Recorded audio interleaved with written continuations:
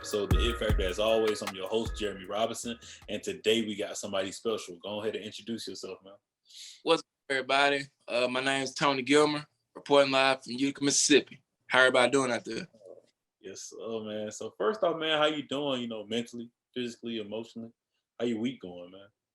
Man, it's been an eventful week, but everything's been going pretty good, man. I can't complain.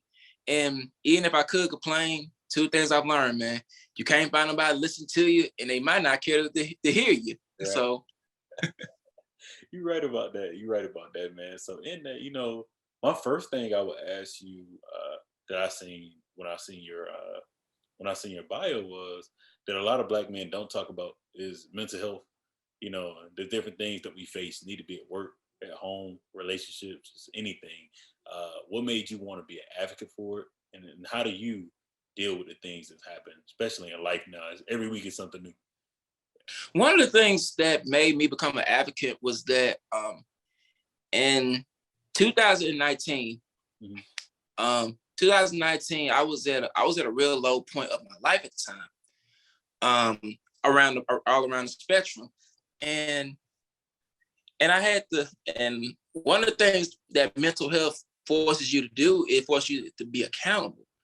So, man, I kind of just noticed it was a cycle. It was a cycle going on, but I never could pinpoint what happened or why it keep going.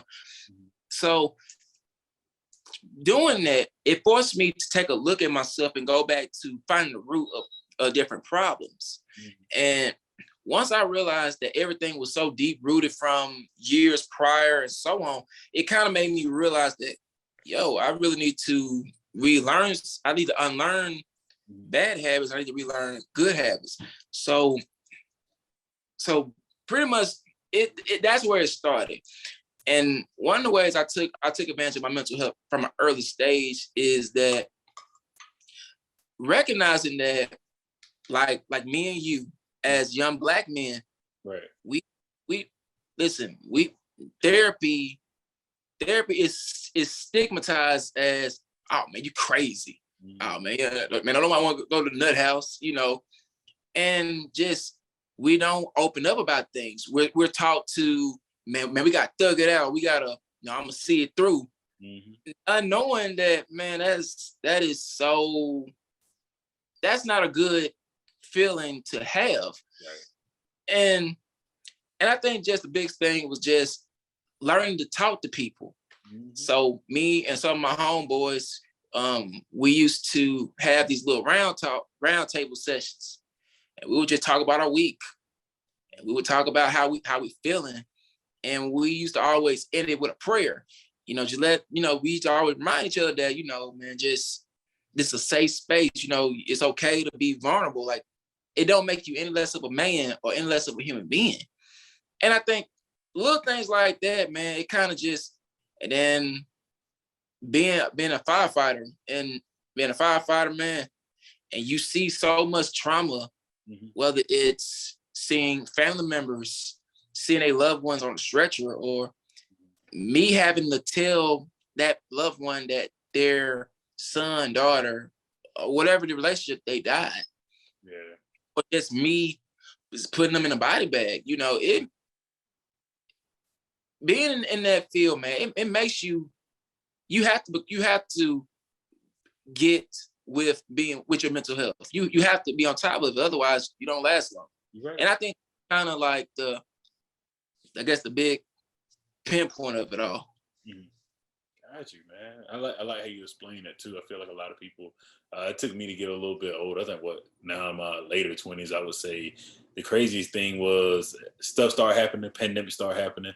And, as a long time, I was an athlete, stuff like that. And you get that man up, like you got to man up this on. So but once I hit 25, I was like, what the hell do man up mean? Like, what does that mean? Like, I need help. Like, there's a lot going on. It's a lot coming at me, man. Like, and like you said, talking to my friends, seeking out a therapist, I seen that, this cool. Like, it's not a problem to vent, so that's another reason why I also started the show, because it's like therapy in a way, man. It's fun to do.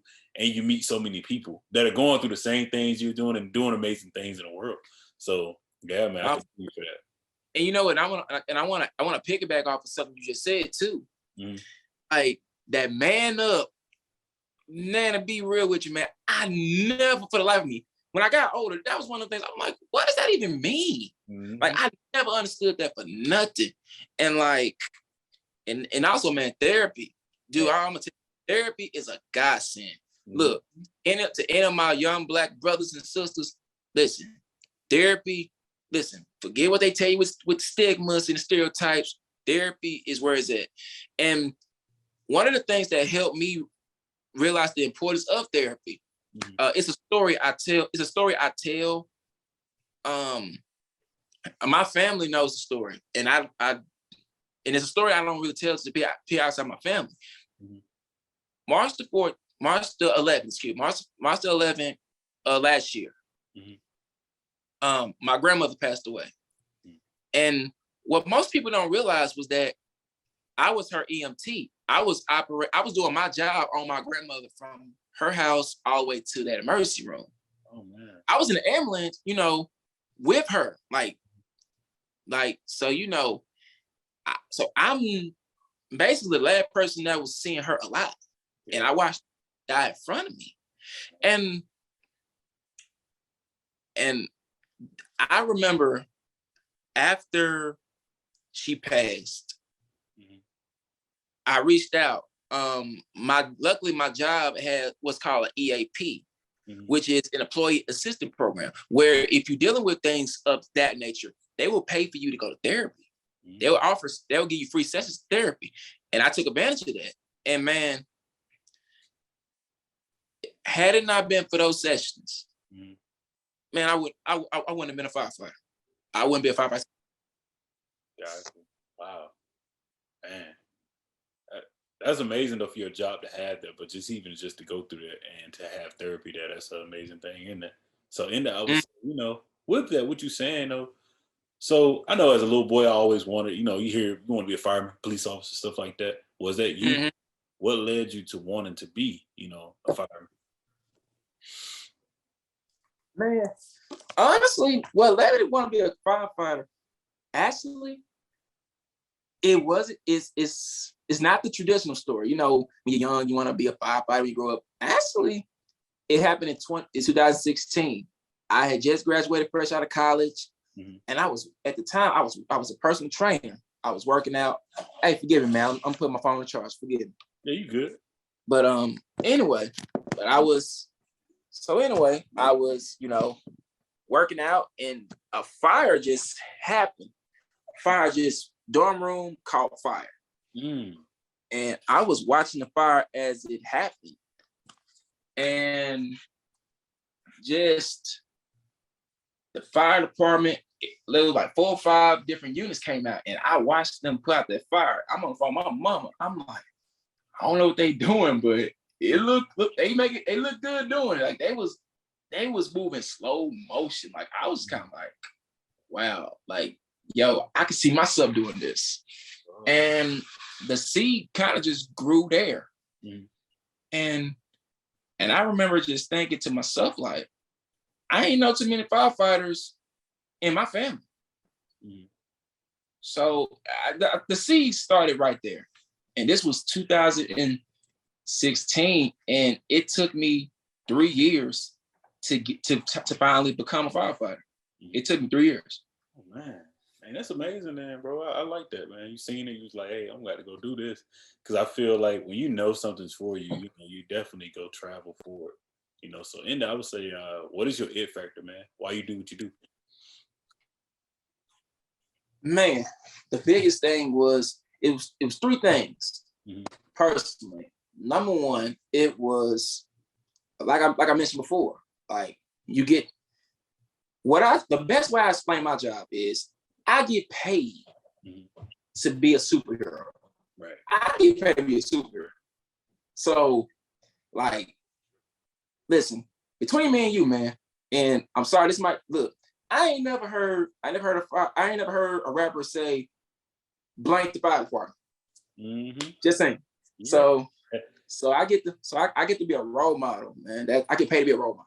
That's number one. Number two, I'm the first and older one in my family. So that's trailblazing for me. Like I'm doing something that people, like my family, that's uncommon. Right. And then lastly too, man, it's fulfilling. It's rewarding, man. I'm gonna tell you, you do a lot of things, and we always in life, we're always looking to give back. How do we give back? How do we push more positivity into our communities? What do we do? I know that growing up in Utica, it's a town of 800 people. We don't, with me growing up, I didn't know too many firefighters, young firefighters growing up. Right. Like that could have put me on a path at a young age, like, yo, let me go on and become a firefighter. So when I do what I do, knowing that I'm inspiring the younger generation, like they know me, like I'm a firefighter, like that. And that plus just planting seeds, man. That's really what made me do what I do.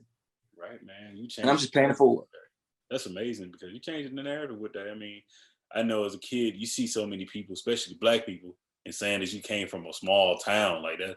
That's a meaningful, Right. because so many kids gonna see that now and be like, hey, I can do that too. Because a long times when you see stuff, you like, dang, that dude don't look nothing like me. I ain't gonna never be able to do that. You know, right? And, you know, and after a while, it messes with you as you grow up. You're like, I can't be no fireman. But to see you, that's gonna be amazing. And that's you the first face that they see. You know, so nah, for real.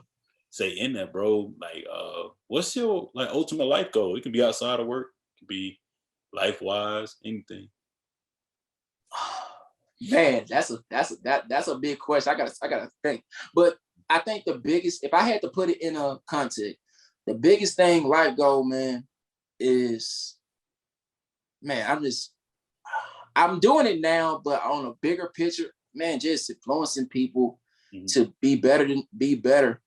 Like influence people to be able to pay it forward to their communities, you know, influence people to become firefighters, like changing the narrative. Like, I just want to be able to do that. That's the biggest thing from a life goal perspective. Like, me doing what I'm doing. Like I said, I'm taking the lumps now because I'm the first in my family. But, you know, I would love to see some of my nephews, you know, nieces, they become firefighters, man. Or, you know, get in that life. Or, you know, see a kid that I watch grow up and they get into it, man. I think that's really the biggest thing from a life goal perspective, man. Like, I'm doing it now. It's just, I guess I kind of just want to hit it on a bigger scale. I got what you're saying. Yeah. Get you on that. Definitely get you on that. So tell me a little bit outside of being a fireman, man, and doing those amazing things. About, I see you say you do beats and stuff. You make music. Yeah. Hey, man, tell me about that, because there's a lot of things people don't know or don't see, man. Tell me about that. Man, you know what? All right. So check it out. I'm gonna tell you the truth. Beat making was a late addition to the talent list. I remember I was going through, you know, I was going through, you know, therapy with my grandmother passing and so on. And like my therapist one day just asked me, you know, you need to, you know, find some healthy coping mechanisms. Like ideally for us, you know, we always consider workout as a stress reliever. Right. Which is good, but you gotta have something else. Yep. In this place. So my therapist asked me, like, what do you like to do? And I was like, well, I like music. They're like, have you ever thought about making it? I'm like, I don't really know how to make them. I don't know how to make music. Now, granted, I know how to play instruments, and I know how to sing. I've been around music my whole life, but I never managed putting that together. And so fast forward a month later, one of my homegirls, she's a rapper herself, and she asked me, hey, Tony, you want to be in my music video? I was like, sure. So I got in the music video, and man, that experience kind of liberated me to, let me give this thing a shot. And I guarantee that. So the next 2 days later, I had installed some beat making stuff on my iPad and my computer. Turned it on, and it hit me. I don't know what I'm doing. And because a lot of people think making a beat and producing is easy until you actually do it, and you're like, it's a lot. Whew, so anyway, so man, fast forward, I got on YouTube and started learning how to, play different things and teach myself how to play different instruments and taught myself how to record and mix on my own on the boards. And next thing I know, I started making beats and it kind of just took off on itself. Like, so when people listen to my music now, Mhm. people think I'm years ahead. I'm like, no, I started like 7 months ago. I haven't even hit a year. Mhm. And I've made 7 albums. Man. Album number 8 come out on the 15th of August. So it's kind of just, everything just took off No, on itself. October. No, so you saying August, 15th of August? Yeah, 15th of August. Yeah, that's what's up, man. You gotta let me know, man, so I can get your music, man. Man, listen, I tell you what. I'll tell you my name and I'll send the link after we get done. Right. But I go by TG18. Yes, all right, cool. So the name itself is TG Tony Gilmer. Mm-hmm. And 18, that's the street I grew up on. I grew up on Highway 18. And then when you put it together, think about this. When you put it together, it sounds like a movie rating, don't it? Yeah, it does. Right about that. So that's you know something that's crazy that you're saying. Like I've been telling my fiance, man, I've been like going back and forth. Like I do a lot of stuff, like do podcasts, my author. But sometimes I said once I'm done with grad school, man, I'm gonna get into DJing, man, because I love music so much. I'm trying to see how it happens. Because I see so many DJs and they come in and make money. It ain't about the money though. It's just the music that I know I like. And I be at parties or I do something. People like, bro, you know a lot of music. I'm like, I do. Like I should be a DJ, bro. So like just for you saying that, it's something to try. You saying that. Mm-hmm. Kristen tells me that all the time. Like every time we're together, it's a concert. Like, cause I know so much music. Yes. Sir. And then and one of the things that me and her do, we make playlists for each other. Mm-hmm. And if I like, like with a DJ, you got to know a lot of music. I think we both got 20 hours worth of music put together, if I'm not mistaken. That's what's up, man. See, that's what's up. That's what's about, man. But that's what's up, man. That's why I love doing this. I always find something, a connection. So before we do close out, I would say, so tell me about some of your hobbies, man, outside of, music then, since you do other things. What led you to want to do EMT now? We know you're a firefighter, but what led you to want to do that? Okay. All right. So I guess I'll start with the hobbies first. Okay. So music, obviously. Mm-hmm. I like to go running. Mm-hmm. I go running. I do yoga, and then I teach yoga on during the summer times. I teach yoga. I like to read books. Let me think. Oh man, like I do so many things that's kind of like I gotta pinpoint it all. It's like hard to categorize. I already know. But I guess those the biggest ones off the list. Mm-hmm. And if any of them come back, I probably have to catch you on the follow-up interview and finish the rest of that list for you. Definitely.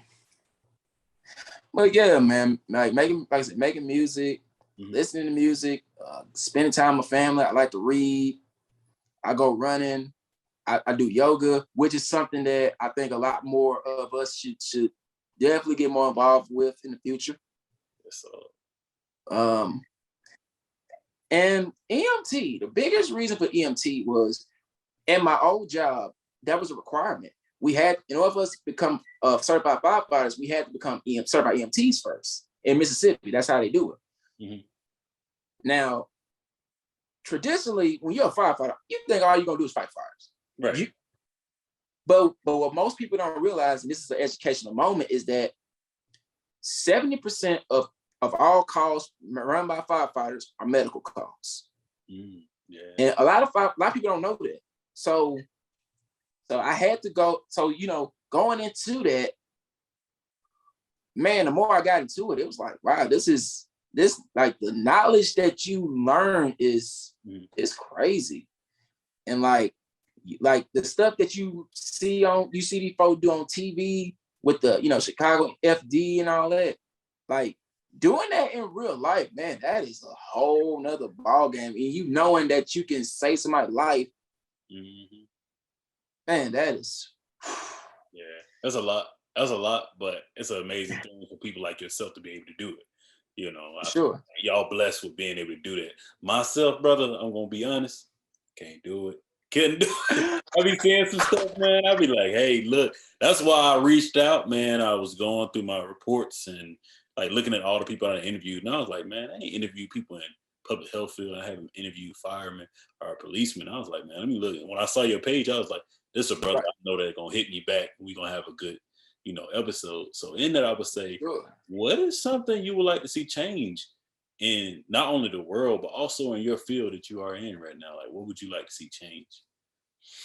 I would honestly like to, man, for me, man, if we're talking from a field perspective, I would love to see more of us. I would love to see more of us in the firefighters, police officers, like first responders all around. We need to just see more of us. And the biggest reason I kind of think about that is just because I'll use myself for example. When I got in, like it wasn't like, again, there wasn't that many firefighters I knew growing up. And when you get in, you get to see how little of us are in the room. And man, and it's just like I said, it gets interesting when you the older dot on a white sheet of paper. Yeah. And and then also too, I think I would like for us to be more involved, just because you think about it, when you just growing up, just think about it. A lot of us are not exposed to, oh man, let me be a firefighter, let me be this, let me be this, let me be this. Think about it. I can turn on the TV and you see us, we either rappers, ball players, singers, dancers, and there's nothing wrong with that.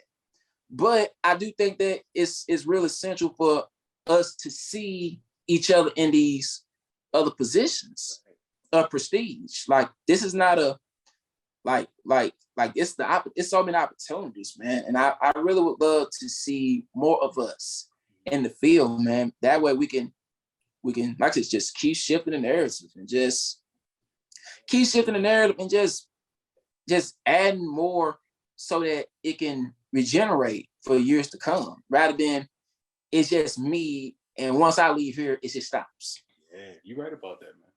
Definitely right about that. That's one of the reasons, me being an engineer every day, you walk in, and I work at home now, but I walk into the office, man, it'd be times you wouldn't even see a black person. Or you work somewhere, you see them, it's like a family reunion. You're like, hey, bro, like, what's up, man? And, it's sad to see that that's every profession now. And doing this show, 100 and plus episodes, the met over 200, 300 some plus people because of the show. Yeah. And grow from that. And the funny thing that get me is every time, and I say funny because we laugh about it every time, but right, we want to see the change, but it's like, dang, yeah, we are the change. We understand that we want to see the change. It's like, but how do you get people to want to do this if they're not seeing it? And I'm like, dang, that's why that's the only reason why I got to keep doing the show, man. I feel like it's a blessing that I was blessed with, and I keep doing it because there's so many people that won't even hear a conversation like this or know that this even happening. Like, dang, I ain't know it was an engineer. I ain't know it was a black fireman. I ain't know they did this, so right. Those things are gonna change, help to create change. And it does. And also to even just go on, just piggyback off of that, excuse me. It's just that it's hard to change something when you don't even know the conversation is even happening. Like you don't even like. It's like, it's hard to change something when you don't even know the conversation's being had. You don't even know, like I said, you don't know it's oh shoot, it's black engineers, or you got black firefighters. Like you don't even, if you don't even know it exists, it's hard to make a change. So I think with you doing your show and then with me doing what I'm doing, it just changes things just from the perspective of, oh shoot, we don't have no excuses now. We see both of those. Right. And they're talking about changing narratives. Now I feel like when the conversation is known, now that's a game changer because now you don't have the excuse of, oh man, that would be nice if somebody, you can have it now. Now the question is, how do we expound upon it? Yes, sir. Yes, sir. That's right, man. So in that, I would say, do you have any questions for me? Man, you know what? Quick side note, before I ask my questions, hey, by the way, I forgot to mention that I'm an ambassador for a sports company actually. Okay, bet. Which I'm actually wearing a hoodie. Yes, sir. So anyway, so I'm an ambassador for a company called Runners Empire. They stationed out in Tennessee in the mountains. And they make athletic gear, man. Like hoodies, t-shirts, shorts, socks, like Allen sleeves, you name it. They got it, man. Oh, I'm gonna tap in with that. Get my people to tap in with it, definitely. Man, hey, I'll shoot you the link. I'll shoot you the link on that. I think a question I have is, what was the turning point for you? Like, what was that aha moment when you was setting up the IT podcast? Like when did it hit you? Like, oh man, I need to let me do this. Like, when did it hit home for you in the very beginning? Yeah, man. So I graduated college, man. Like most of us do. I went to go work for a big company. Went to go work for General Motors, and working there, it's like, it's cool. You do your work, you go home. It's cool. But after a while, it's like God spoke to me, like, you know what you gonna do next. And I literally remember praying a prayer like, hey, God, you get me through this engineering school. I'm gonna do something, do whatever you need. And when that came to me, I kept trying to turn away from it, like, oh, I'm gonna do it later. I wrote a book, like, stuff like that. And as time went, I remember sitting in my room at my apartment, and I was like, dang, bro, I think I should do a show, man. And I don't know how it's gonna look, but I told my friend, he's a videographer. Everything that I needed was there, but I just wasn't taking it. And once I seen he was a videographer, he was like, bro, if you shoot it, man, I edit it. You ain't got it. And to this day, he still edited everything. And I literally started looking at my network. I'm like, oh, I know a lot of people, let me reach out to this person. And they like hit me back like, yeah, well, look, man, I'm glad you're doing this, And as people came, I was like, this right. Every time I tried to turn away, man, I'll be honest with you, Tony. Every time I tried to turn away, it's like, nah, you got this. And you'll be like, oh, I'm not interviewing nobody this week. And then my fiance be like, yeah, didn't they email you back? Or this happened? Or hey, you should reach out to this person.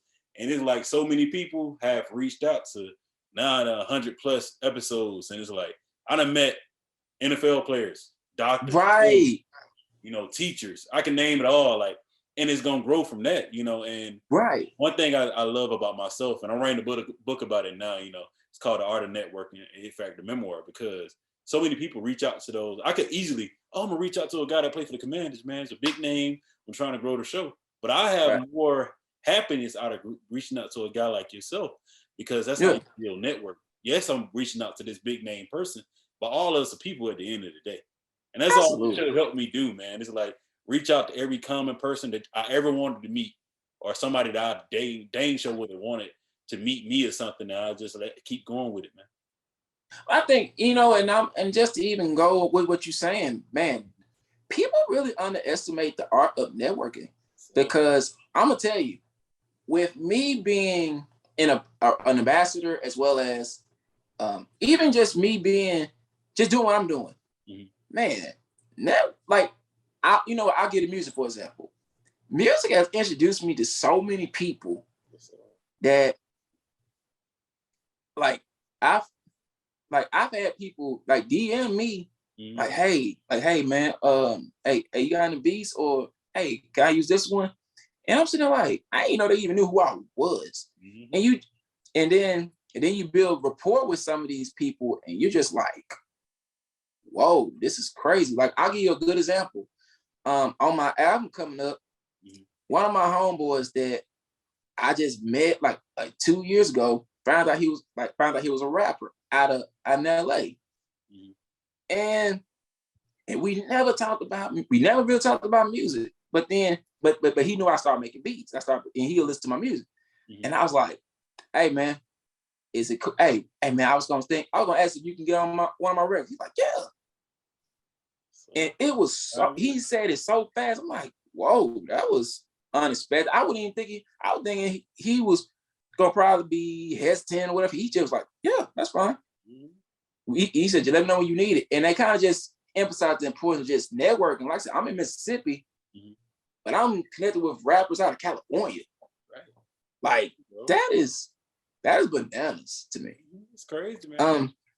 And that step got to. Right. And it was a question that you had you sent me, and I want to elaborate on too. Mm-hmm. You talked about EMT. I wanted to emphasize on why I wanted to go to paramedic. And okay, so to go on what I said about EMT, the more I got into EMT, one of the things that you see as an EMT is the paramedic, what they do. A paramedic is pretty much the easy way I can explain to anybody that's watching is, you know what a nurse do in a hospital room, they do it on the street. Like paramedics make house calls. That's how I looked at it. And you watch them and you watch them, listen to them talk and how they put different medicines and what they do to help people. Dude, that knowledge is like. And also, too, what kind of helped me, motivate me to also get into it, too, was I remember I gave my grandma a promise. And I told her that I told her on her side, I was like, as long as I'm in this field, I'm going to shoot for however high I can hit.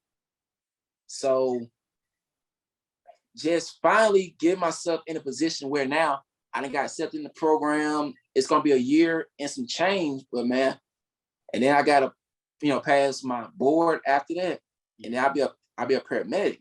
But then come to find out that next year I'll be eligible to go to nursing school and go for a year and pass that board. Boom! Now I'm a firefighter, a paramedic, and a nurse. So like, I think the biggest thing with me being a medic is just, man, you can't, like, that knowledge that you gain, man, you can't put a price on that. And then that the more knowledge you have, man, the more opportunities come, and like I said, then you could pay that back to, help yourself so you can help others. Mm-hmm. So by me helping myself and getting all the knowledge I can to help other people, it pretty much it's a wheel. It's a cycle. And when you build that cycle, man, it's hard to break a cycle. So you got that cycle of knowledge going around, can't break it. Right. So man, I like that, bro. Definitely like that. Shoot, we can close it out on that, dog. Shoot. Man. I don't want to stop talking, man. We're gonna have to do this again, definitely, man. Man, listen. Hey, look, man. I'll come anytime. I'll come to you, man. I'll get you to come to Atlanta, man. Definitely. Man, hey, hold on. I gotta say this, man. I'm gonna point the camera to my girlfriend. That's actually she used to live in Atlanta. Oh man. That's what's up. Yeah, she used to live in Atlanta, and she's a singer herself. Mm-hmm. Yeah, man, I'm gonna have to sing her music. I'm gonna sing her music too, man. All right, cool, man. So shoot, bro, let's stay in touch, man. I'll be talking to you soon, man. And if you ever need anything, let me know. Man, hey, man. First of all, man, thank you for having me, man. I really appreciate it, man. Like, you could have reached out to anyone in the world, man. You reached out to me, man. I'm humble, man. I really appreciate it. And I'm looking forward to the next interview, man. Yes, sir. Take it easy. Y'all take it easy, man. All right, man. Y'all, you too, man.